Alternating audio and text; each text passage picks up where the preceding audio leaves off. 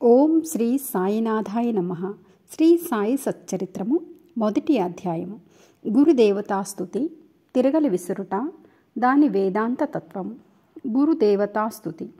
పూర్వ సాంప్రదాయానుసారము హేమాడ్ పంతు శ్రీ సాయి సచ్చరిత గ్రంథమును గురుదేవతాస్తుతితో ప్రారంభించుచున్నారు.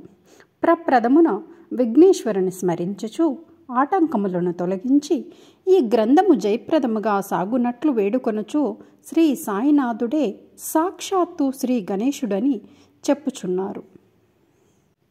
పిమ్మట శ్రీ సరస్వతీదేవిని స్మరించి ఆమె తనని గ్రంథరచనకు పురుకొల్పినందుకు నమస్కరించుచు శ్రీ సాయియే సరస్వతీ స్వరూపులై తమ కథను తామే గానము చేయుచున్నారని చెప్పుచున్నారు. తరువాత సృష్టి స్థితి లయకారకులకు బ్రహ్మ విష్ణు మహేశ్వరులను ప్రార్థించి శ్రీ సాయియే త్రిమూర్త్యాత్మక స్వరూపులని సమర్థ సద్గురువులనియు వారు మనలను సంసారమును నదును దాటించగలరని చెప్పుచున్నారు. తరువాత తమ గృహదేవతయగు నారాయణ అధినాయకునకు నమస్కరించి వారు కొంకణ దేశములో వెలిసిరనియు ఆ భూమి పరశురాముడు సముద్రము నుండి సంపాదించినదనియు చెప్పుచు వారి వంశమూల పురుషుని స్తోత్రము చేసిరి. అటు పిమ్మట వారి గోత్ర ఋష్యగు భరద్వాజముని స్మరించెను. అంతేగాక యాజ్ఞవల్క్యుడు, భృగుడు, పరాశరుడు, నారదుడు, సనక సనందాదులు, సంత్కుమారుడు, శకుడు, సౌనకుడు, విశ్వామిత్రుడు, వశిష్ఠుడు, వాల్మీకి, వాసుదేవుడు, జైమిని, వైశంపాయనుడు, నవయోగేంద్రులు మున్నగు పలువురు మునులను నివృత్తి, జ్ఞానదేవు సోపాను, ముక్తాబాయి, జనార్దనుడు, ఏకనాథుడు, నామదేవుడు, తుకారాం, కాన్హా, నరహరి తదితర ఆర్వాచీన యోగీశ్వరులను కూడా ప్రార్థించెను. తరువాత తన పితామహుడైన సదాశివునకు, తండ్రి రఘునాథునకు, కన్నతల్లికి, చిన్నతనము నుండి పెంచి పెద్ద చేసిన మేనత్తకు, తన జ్యేష్ఠ సోదరునకు నమస్కరించెను.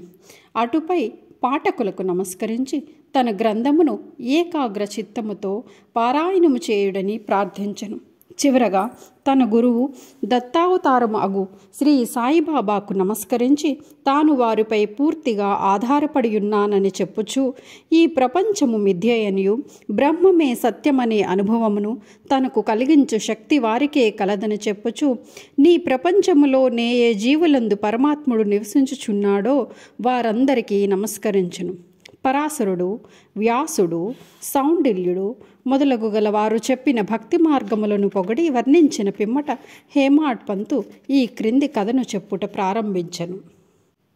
1910వ సంవత్సరం తదుపరి ఒకనాటి ఉదయమున నేను షిరిడి మసీదులోనున్న శ్రీ సాయిబాబా దర్శనము కొరకు వెళ్ళితిని. అప్పుడు జరిగిన ఈ క్రింది విషయమును గమనించి మిక్కిలి ఆశ్చర్యపడితిని. బాబా ముఖ ప్రక్షాళన కావించుకొని గోధుమలను విసురుటకు సంసిద్ధుడగుచుండెను. వారు నేలపై గోనెపరిచి దానిపై తిరగలియుంచిరి. చేటలో కొన్ని గోధుమలు పోసుకొని కఫినీ చేతులు పైకి మడిచి పిడికడు చొప్పున గోధుమలు వేయుచూ విసరసాగిరి.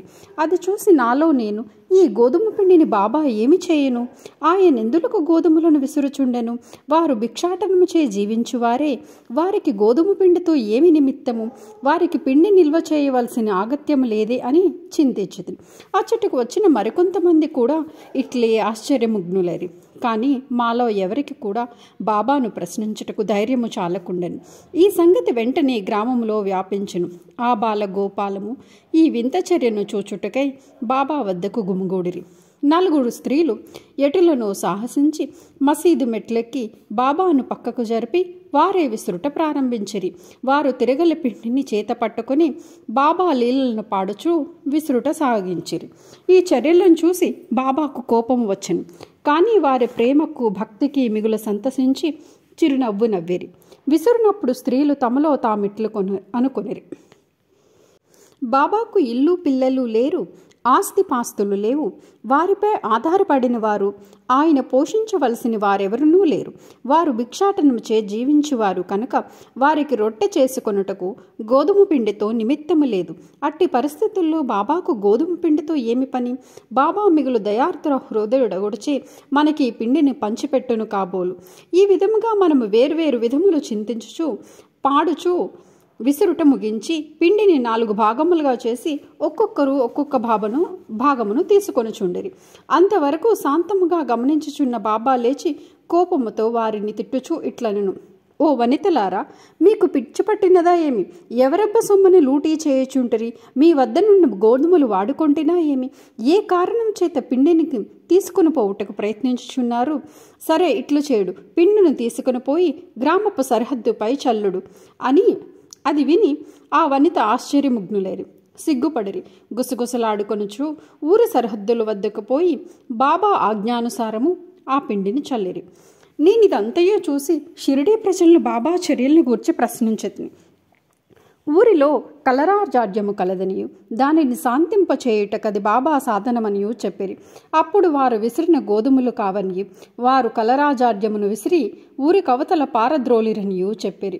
అప్పటి నుండి కలరా తగ్గిను. గ్రామములో ప్రజలందరూ ఆనందించిరి. ఇది అంతయు విని నాకు మిక్కిలి సంతోషము కలిగిను. దీని గూఢార్థము తెలుసుకొని కుతూహలం